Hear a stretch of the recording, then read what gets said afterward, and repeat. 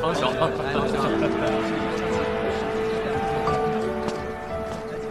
前路共鸣此杯。来，必图高中。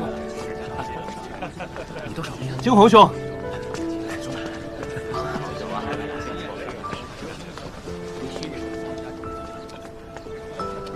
孙兄，惊鸿兄，你可算来了。在下方志远，荆轲春闱位列第10，沈兄3科第1，问鼎会员，在下佩服。凤兄过誉了。惊鸿兄，咱们这边坐。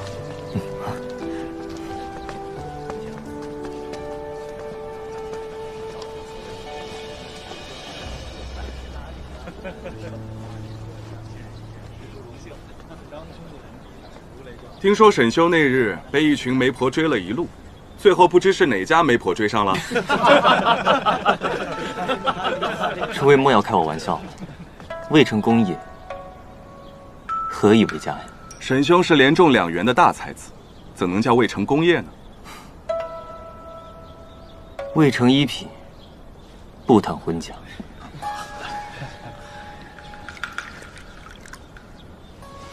还是沈兄志存高远，我等实在惭愧。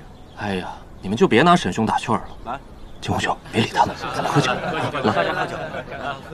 不过就是个趋炎附势之徒。那个孙云谦的父亲是工部尚书孙儒。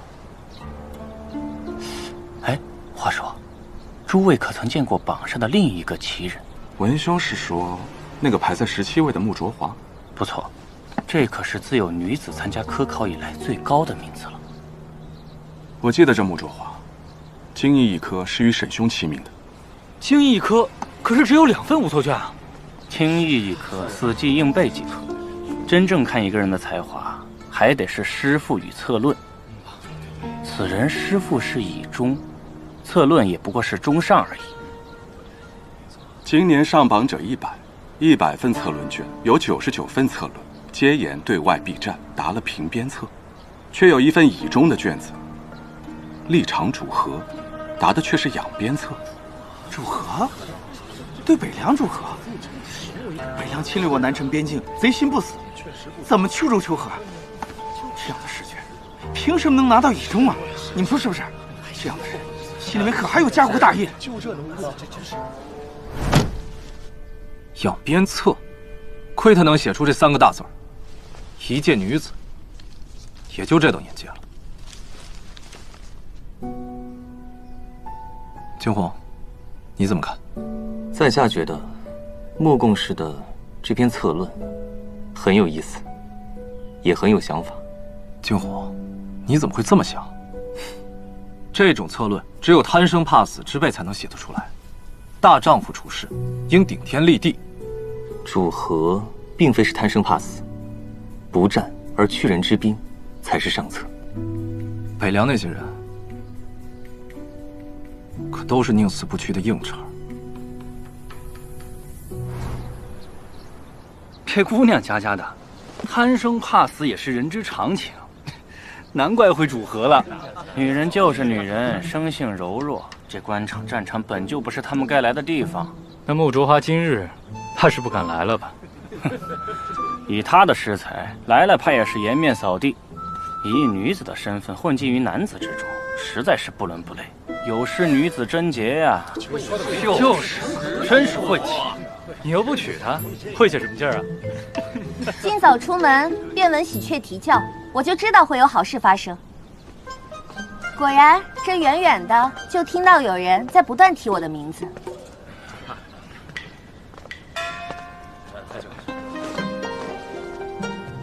在下穆卓华，见过各位同科。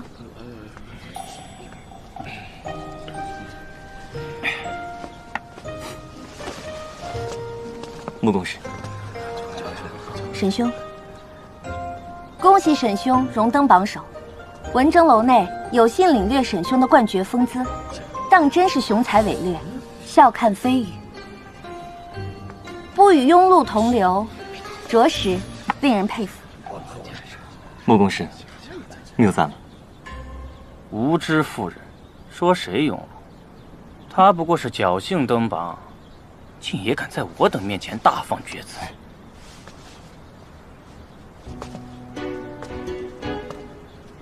抢他会数吗？这位同科，在下不过是夸赞沈兄罢了，何来至此？这妇人二字，在下领受了，可对这无知二字，却是大为不解。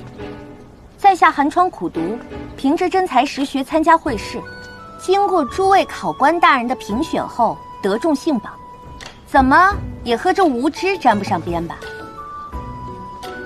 哦，这般说来，在下的确并非文武双全之辈啊。说得好。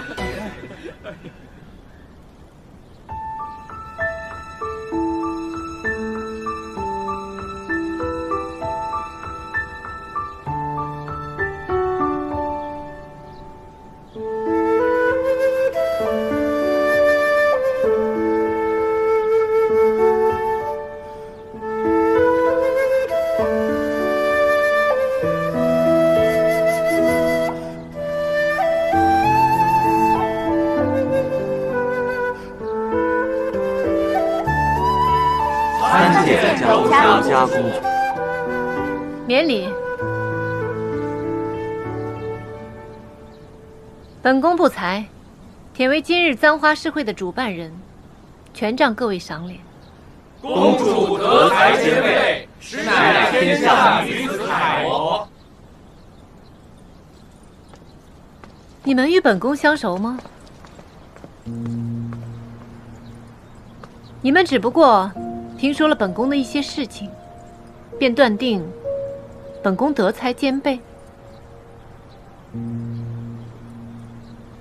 对于穆姑娘，你们也只是听说她是个女子，又无背景，便断定她无才无德。公主恕罪。尔等学识，比之诸位考官，如何？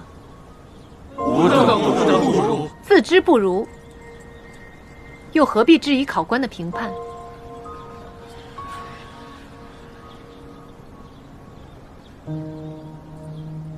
论才，本宫不及诸位，未免遭人当面腹诽，背后议论，这主办人不做也罢。你们全当本宫是来赏花的，其余请自便吧。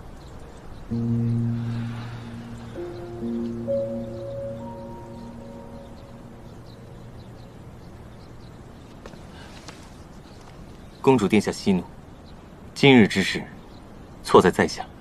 不错，你身为会员，众人以你为首，你若持身公正，以身作则，他们就不会言行失当，肆意诋毁一个姑娘。公主教训的是，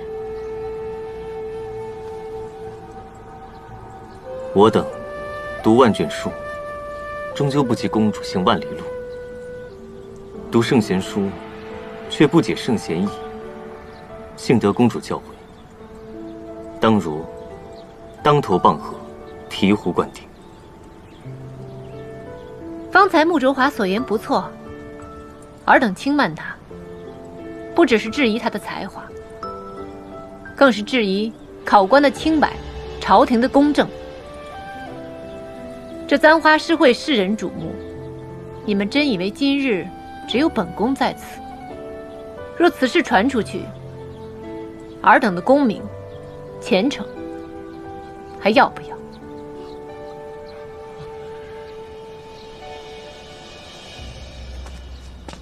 哎，晨儿，别忘了，我们此次是来旁听的。皇姐如此偏颇的女贡士，我反正看不下去了。朝廷并不是容不下质疑之声，况且穆卓华的名次本来就有待商榷。太好了，大殿下与定王殿下是帮我等说话的。大殿下哪里是帮我等，分明是不忿公主指摘沈惊鸿。参见大皇子殿下。既然已经公布了名次，又怎能说有待商榷呢？他的策论立意太差，满纸荒唐。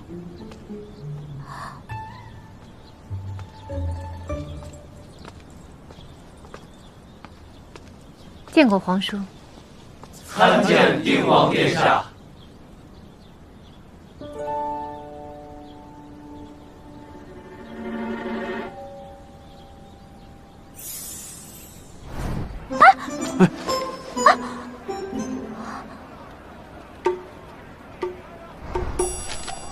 这就是小人的答案。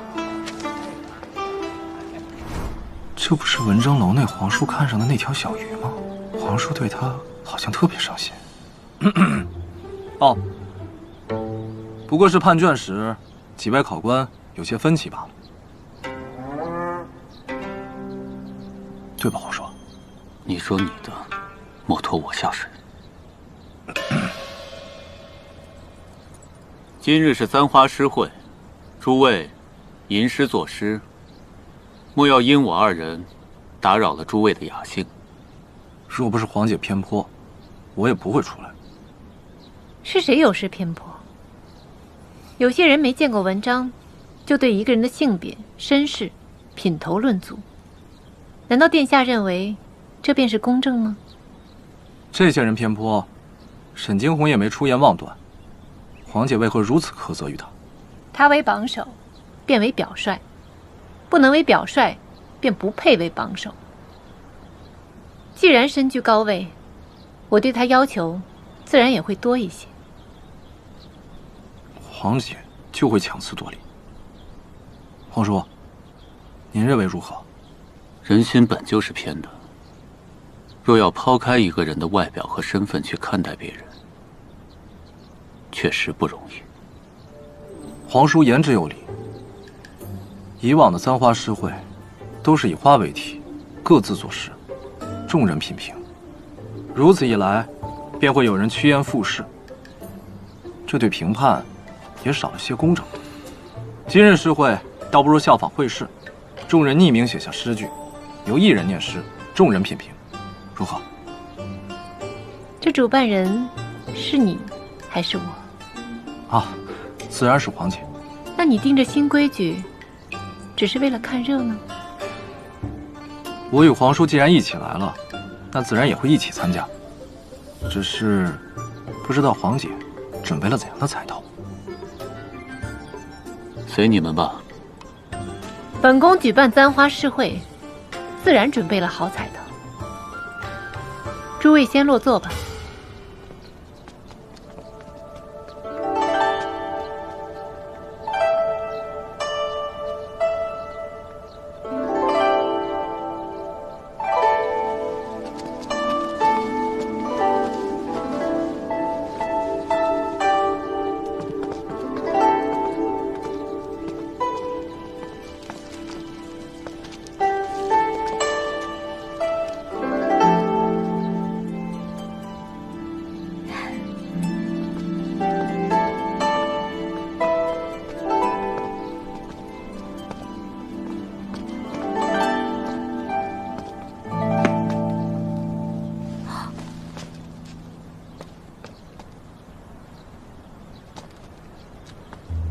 王爷，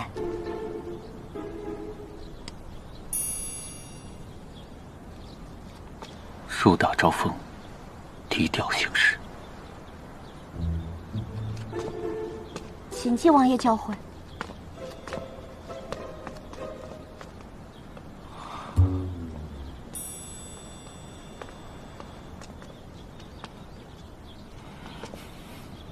怎么了？皇叔，你瞧着，我定要向你证明，我桥中的人，定要比那女子中用。拭目以待。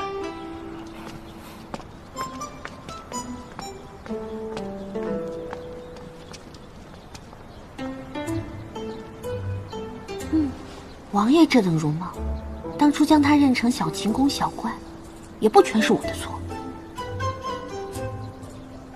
今日诗会以牡丹为题，彩头就是这盆青龙卧墨池。至于另一个彩头，是这孤本《苍灵志》。苍灵志，苍灵先生临终遗作，此事唯有一本。竟然是今日的彩头。若眼前摆的是苍灵芝，那我便是鸟卫十王爷之了。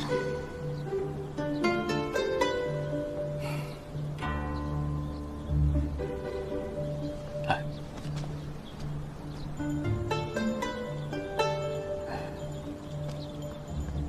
王爷，对不起了，我不能低调了。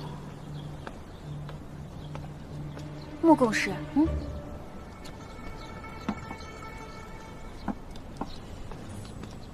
王爷说吃饱了好写诗。谢谢。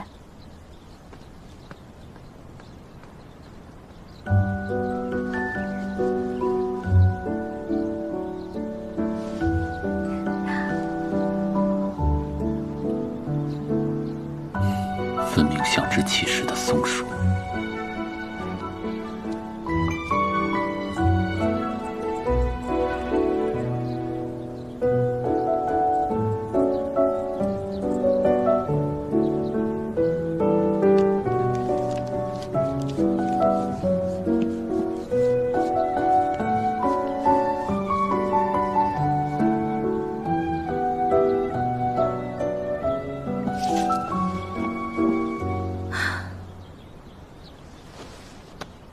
王爷与大殿下真是吃饱了撑的，他们一来，诗会的气氛都变得跟官场似的，这不捣乱吗？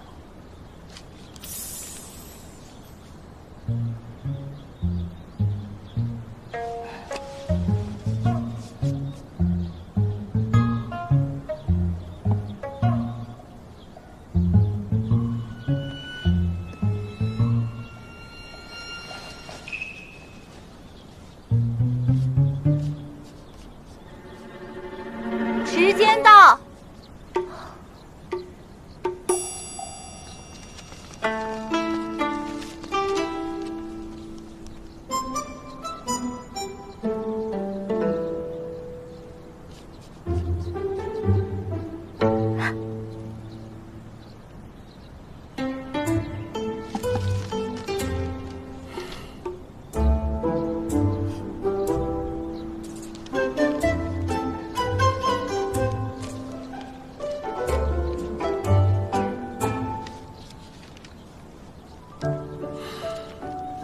拼尽全力才凑了这4句，真的好想要苍灵芝，得想想办法。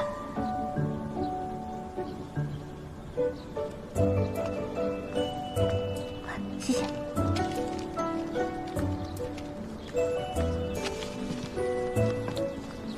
惊鸿兄今日定还能夺得魁首。尺有所短，寸有所长，虚心万事能成。自满十室九空，知人者智，自知者明。你今日写的还是边塞诗？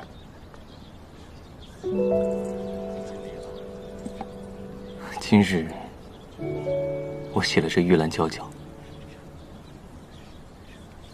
好诗，当找个合适的人来读，才能读出那份味道。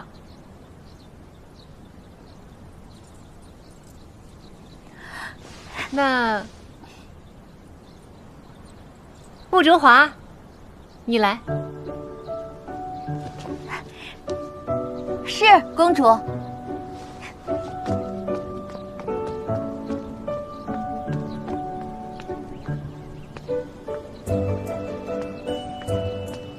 公主。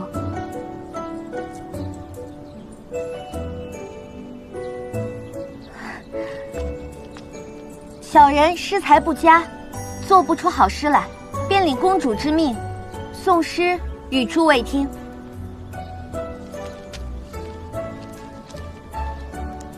1号，牡丹才过杏花开，芍药成荫覆绿台。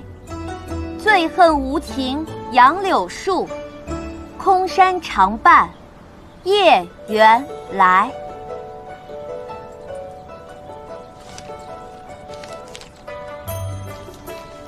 5号，生来金玉蕊，偏爱老村乡。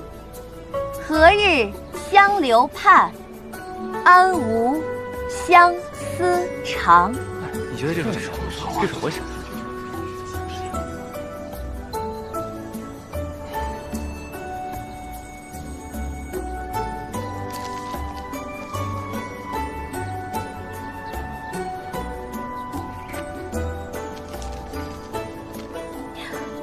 15号，流霞攒金真国色，一簇红缨尽山河。但这遣词造句真是直白粗糙啊！是啊，难登大雅之堂啊。策马临风饮霜雪，正清人和太平歌。哎，皇叔，无妨。这肯定是这绝对是古往今来第一首牡丹边塞诗啊！是啊，太好了，可谓是开创了一个新流派啊！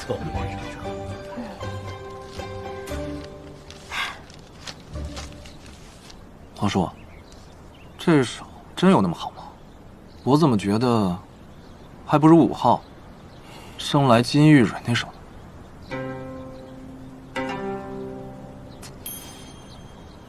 ？13号，百卉千芳争秀艳，新枝细蕊嫩如霜。接下来宣布投票结果。5号，穆公使15号，读诗辛苦了。 15号，1号，3号，5号，请用茶。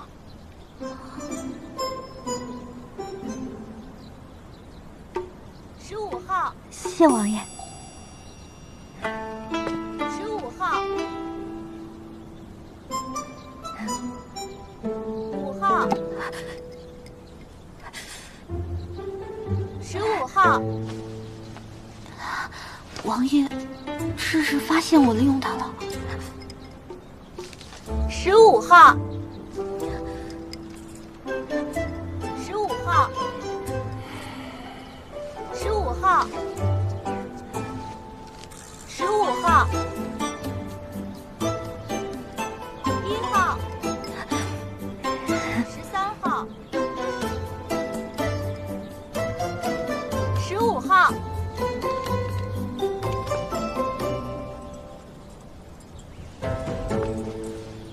结果已经揭晓了，正是15号诗作。那么现在，就请这首诗的作者出来吧。肯定是我。皇叔赢了，自然也是我想要的结果，无妨无妨。但这诗也不似皇叔平时的水准。那首诗是小人做的。胡说话！这怎么可能啊？这怎么是他的诗对吧？不愧是女子英才，恭喜你！今年簪花诗会的会首便是你了。这青龙卧墨池和苍灵志，便是你的彩头。多谢公主。哎呦，苍灵志啊，怎么？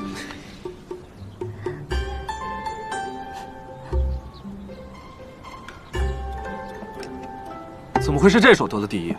这些人是瞎了还是傻了？只怕是聪明反被聪明误，你还不明白？其实咱俩今天就不该来。哎，说实在的，今日头名不是惊鸿雄，实在是难以理解。因缘际会，得名还要看运。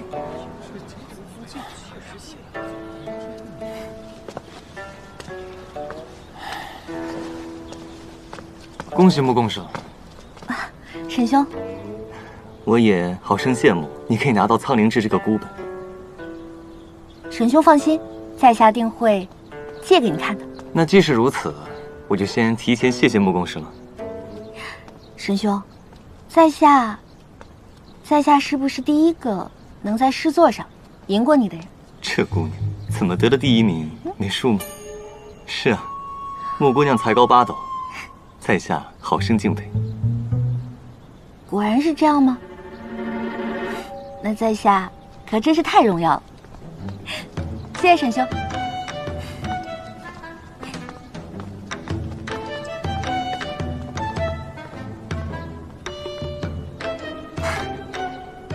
今日这场诗会，着实不公。不是按照你的意思改了规矩吗？可是，这穆卓华何德何能都得了头名？众望所归，不得不服。哎，皇叔，你评评理。这是你们年轻人的事，与我何干呢？你一心维护这个沈惊鸿，是怕别人不知道他是你的人吗？哼，那知道了又如何？我懂你爱才之心，不过这个沈惊鸿桀骜难驯，你可要小心些。沈惊鸿何时桀骜难驯了？黄姐，你识人不准。倒是这个穆卓华，也算个有才之人。他奇思妙想，妙语连珠，电视上没准儿会得到父皇的青睐，例如3鼎奖。想不到柔家竟然如此赞赏他。这姑娘有些不讨人厌的小心思，确实讨人喜欢。就连沈惊鸿，对她也有别于旁人。依我看，她入翰林院，是10拿9稳之事。哼，这穆卓华不过是投机取巧，还贪生怕死。但你与皇叔，难道真是我瞧错人了？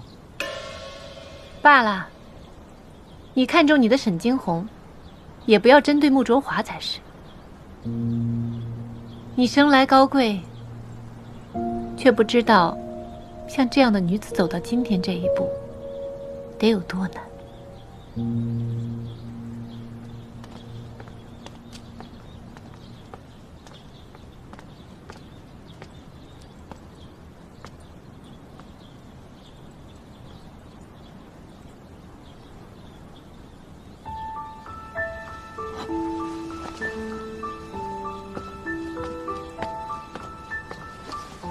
公主，穆卓华以女子之身走进会试考场，与一众男子争一席之地，本就万分艰难。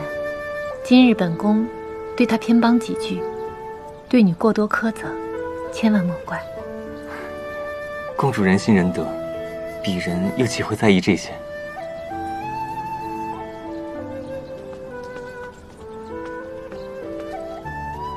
你对他今日诗会夺魁，作何感受？